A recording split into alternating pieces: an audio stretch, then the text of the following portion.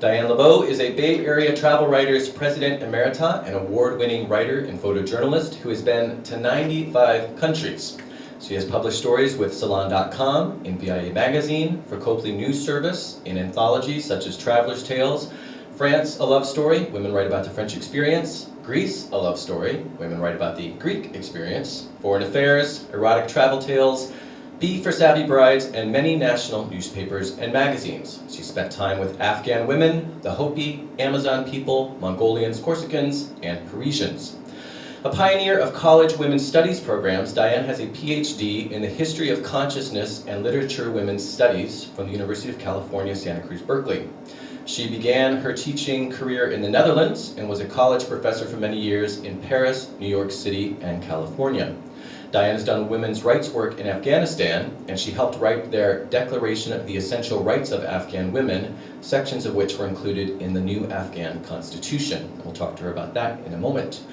Given everything I just mentioned, it's no surprise that Diane received a Lifetime Achievement Award from Douglas College at Rutgers University for, quote, her long career in writing, photojournalism, college teaching, and women's rights work. She is currently working on a book about her search for the best of all possible worlds. Welcome, Diane. Hi, I'm really glad to be here. I'm so honored. That you're so honest. You're honest too. No, I'm not that honest. Well, that's true. Actually, you're not always honest. No, you're pretty true. honest. Yeah, but I'm glad you're honored as well. But as a writer, you don't always exactly. Well, as a writer, you tell it as sometimes you remember it. Yeah, exactly. And you might get a little creative. That's exactly. That's part of the Right, fun. right. All right. So, not before we start, but rather as we start, I wanna just ask you about that last line, because that, of course, I took from your biography. So that's essentially on your website. So that's basically your line.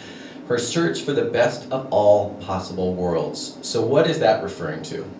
Okay. Well, for many years, people.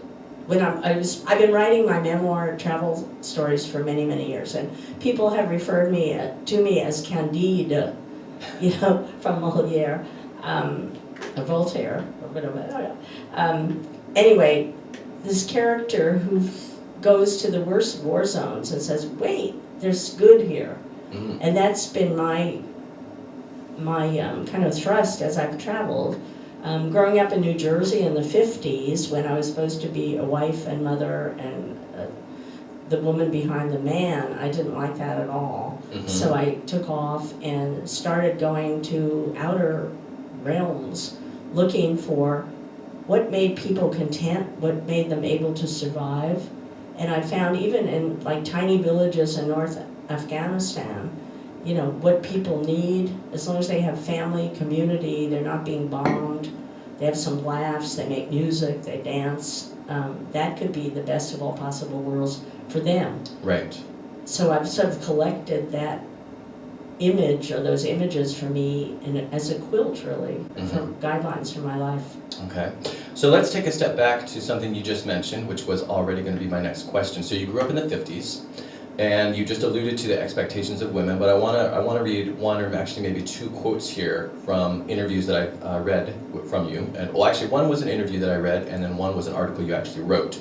And both of these quotes speak directly to your experience in the 50s. So the first one is from an interview, and it said, quote, "Growing up in the pre-feminist 1950s on the East Coast, by about age 4, I was aware that my life was not going to be about settling down with the traditional family and female role of that day." So that's the first one. The second quote, which is along the same lines, "Growing up in the 50s, I was well indoctrinated to believe that 1 was a very odd number and that I would never be okay until I met my better half."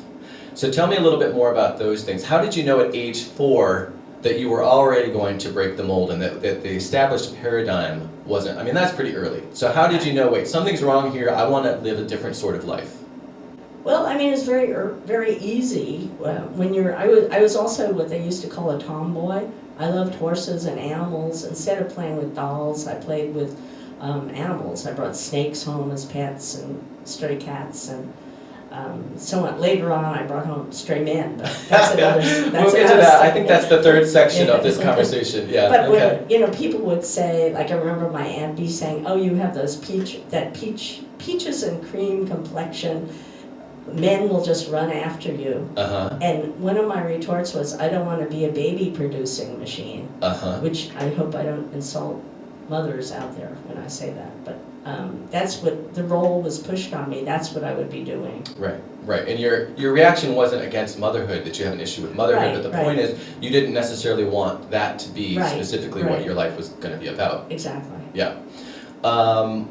So, and then what about, I really liked that second quote that I just read. I was well indoctrinated to believe, because I think this still applies today, but I was well indoctrinated to believe that 1 was a very odd number and that I would never be okay until I met my better half.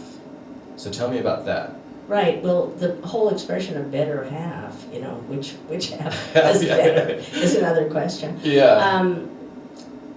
Well, I really want to see the world, and I did try traveling with people, and they were mostly disasters, and I would leave them, like, in the middle of Guatemala. But can I hold you back and still, can we keep this when you're growing up? Okay. Because I'm really curious about the early on when these seeds were being planted, and then I absolutely want to talk about your travels. Okay. But I'm really curious just about your foundation, right? Right. Because again, you're thinking outside the box. You're thinking in these terms, you're a tomboy, you're bringing home steaks, you're recognizing, wait, that's what's expected of me and I don't want to do that. So early on, before you start traveling, again, I'm really curious about your foundation and when you started thinking differently and why. And one of the questions I guess related to that is with regards to why and how you started thinking differently was, you know, you just mentioned your aunt. I'm curious, were there people in your lives, strong women figures, who helped you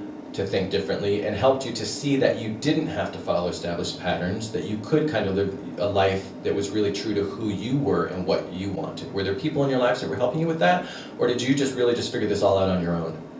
Well, what a good question as interviewee, so I say. Thank you. I think both. I didn't specifically have like mentors early on, but I could tell, like when I was a really smart kid in school, and especially even into graduate school, I would raise my hand. They either wouldn't call on me or I'd say something, and then when a man said the same thing, they'd say, "Oh, that's really clever." Right. So, I mean, that was part of it, and it was very easy to answer that. In the 50s, like, the boys had their own gym and athletic events, and the girls didn't have anything. And I didn't know that. my mom was pretty much an independent type of woman, and I grew up in a kind of working class town right near Manhattan, but over the Hudson in New Jersey, and it was kind of a rough and tumble town, and the boys, teased us and stuff. So my mom taught me how to kick boys in the shin if they were bothering me. Mm-hmm. And once I overkicked a boy called Stanley, and he had to go to the hospital. He had to go to the hospital. His mother called my mother to complain. So you were empowered. Yeah, I was empowered. I was empowered, yes, yeah. Interesting, very cool. Oh, and then also at Douglas College, which really turned me around. It's one of the few women's colleges left, and quite a feminist support network. It's part of the large university, State University of New Jersey, Rutgers University, and a lot of my teachers there were what used to be called spinsters, very intellectual women in their Oxfords and baggy skirts who traveled the world and seemed to be having a pretty good life. Right, and so those were good role models, sort of, and helped you to see that you could do that for yourself as well. So let's talk a little bit more about education and how that empowered you, because as we know, education is the key to that. It's the key to empowerment in all different ways and for all different people. Part of what you just said is that you saw some women in education who helped you to see that, you could lead a different sort of life. You could lead a life that was true to yourself, that wasn't necessarily the standard path forward. But tell me more about how education helped you to do that, and then specifically when you realized you wanted to be an educator. Actually, I didn't want to, because girls became teachers. So I didn't want to do that. I was going to be a veterinarian, because I trained horses early on. I worked at the stable with stable hands, mostly black stable hands, rather than little girlfriends. Those were my buddies. And I Why did you Well, become when a people vet? said, I majored in English, I was actually going to be a veterinarian. I went to Penn State in the late 50s, no, mid 50s, and when did I graduate? Mid 50s, and I was really bright in science and math, but I do the same work as the boys. I was the only girl in a class of 500 Really? at Penn State Really? in 1957, I guess it was. And this was, I'm sorry, you weren't studying veterinary medicine yet? No, or I you was were? pre-veterinary medicine Pre-veterinary, before okay. I became an English major. Yeah. And I would do the same work as the guys, and I'd get it back sloppy work redo. And then my counselor, who was a male veterinarian, called me in, and I was working at stables. I was physically very strong. And he said, we really don't want you here. You're just going to be married and have babies. You're wasting the seat of a male student. They actually said that to you? Yeah. So, wow. But I always loved literature and writing. And oh, wait, hold on. I need to know I need to know a little bit more about that. I mean, because those are the things you hear, and naively, not having lived something like that, obviously. I mean, just hearing that someone would say something, and I know it was a different time, but still, I'd like to just. How did you feel? I mean, you already know you are living in that time, so you already know that you're up against, that you're trying to go into a field that's not, there aren't traditionally a lot of women in it, so you already know that you've got some challenges. But when someone says that, even when you know all that, even when you know what you're up against, when someone overtly tells you, you're just gonna go have babies and you're wasting a seat, I mean, how do you feel? Well, I'd like to say I was pissed off and I was assertive, but when you're that age, I was 16, I just was really annoyed, and there was no one really to talk to about it. I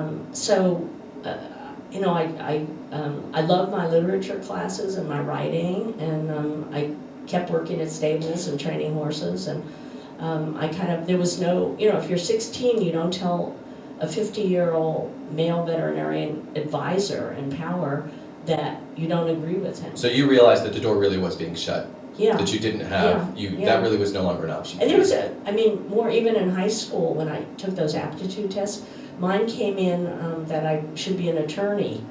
And the female counselors called me in and laughed and said, women can't be attorneys, you could be a legal assistant. That's so horrible. So I horrible. became sort of annoyed and didn't have a sweet disposition all the time, maybe because of these things. Maybe, and that I would say that would be understandable if you didn't have the sweetest disposition after those sorts of things. You can't do this, but you do now. Yeah, thank you. You do now, because you've gotten through your bitterness. Right. You've made an incredibly impressive, inspiring life for yourself, as we're going to talk more about. So let's go.